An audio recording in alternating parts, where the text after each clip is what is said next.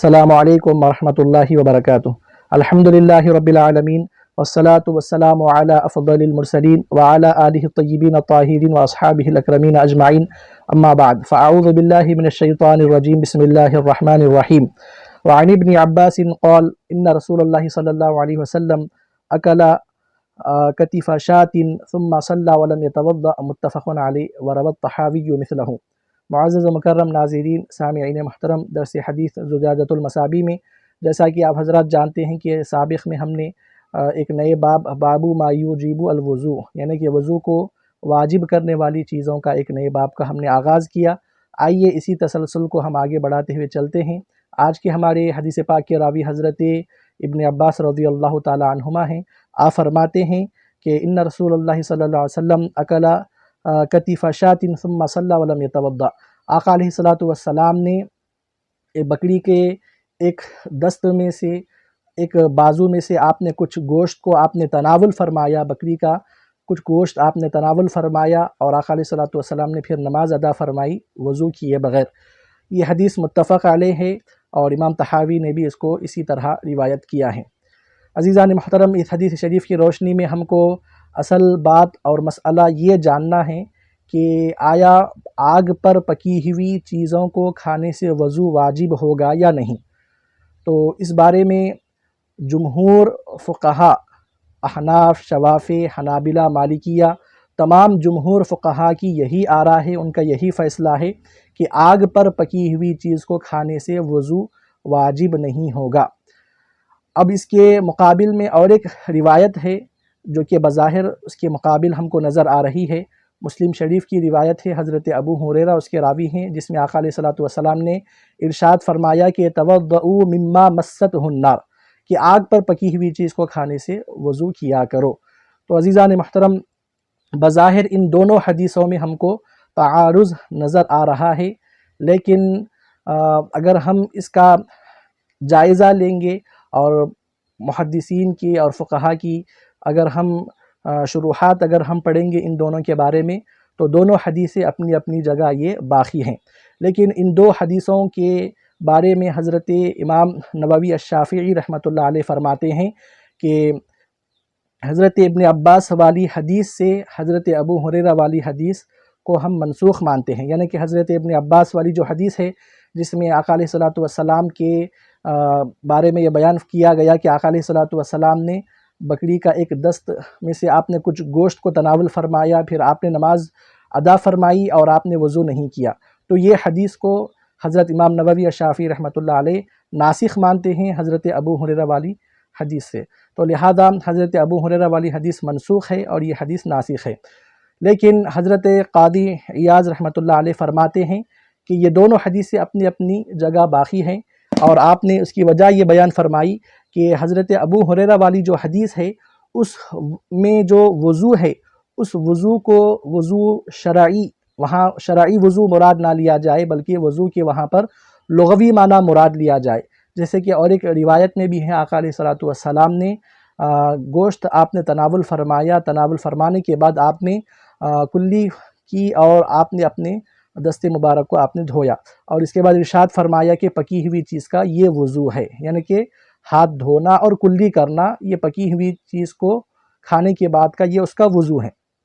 تو لہذا قاضی عیاض رحمۃ اللہ علیہ فرماتے ہیں کہ توضؤوا مما مستہ النار والی جو حدیث ہے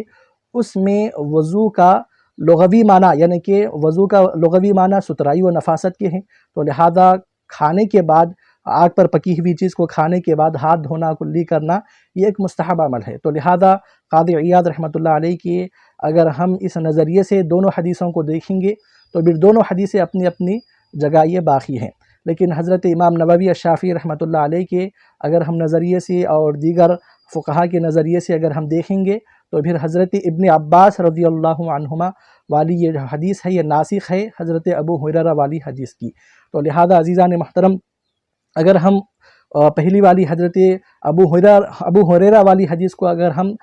وضو کے وہاں پر لغوی معنی مراد لیں گے تو وہ اپنی جگہ باقی ہے اور یہ اپنی جگہ باقی ہے، لیکن جمہور کا متفق فیصلہ یہی ہے کہ کوئی بھی آگ پر پکی ہوئی چیز کو کھانے سے وضو نہیں ٹوٹتا، تو لہذا احناف کا بھی یہی فیصلہ ہے۔ اور اسی کے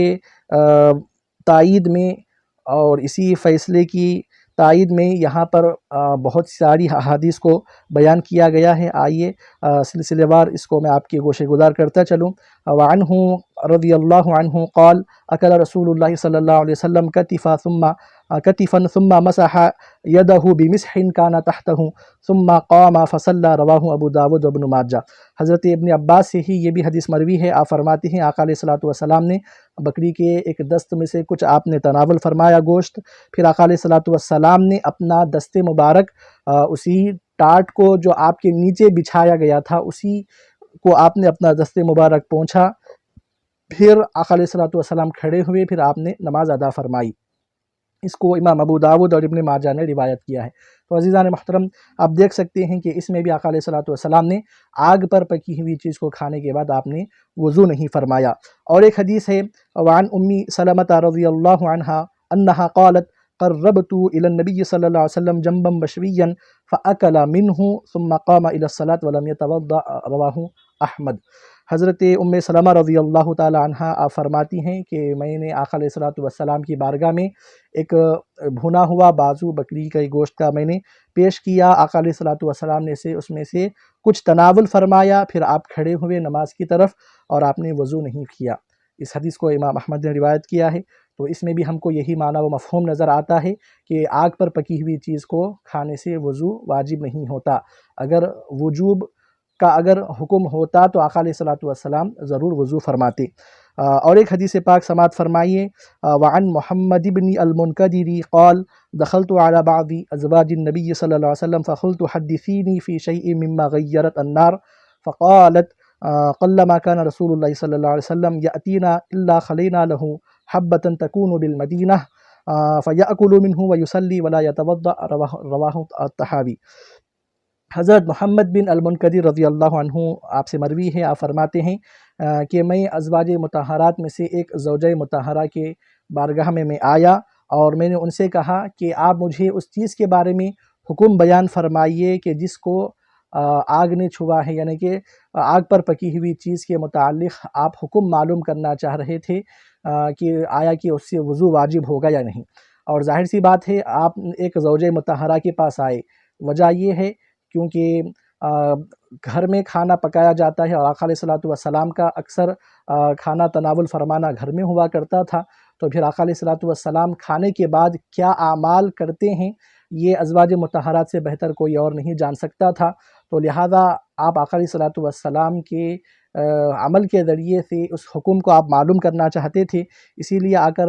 آپ نے سوال کیا کہ آگ پر پکی ہوئی چیز کے بارے میں کیا حکم ہے۔ تو حضرت ایک زوجہ مطہرہ نے کہا کہ جب بھی آقا علیہ الصلوۃ والسلام ہمارے پاس تشریف لاتے تو ہم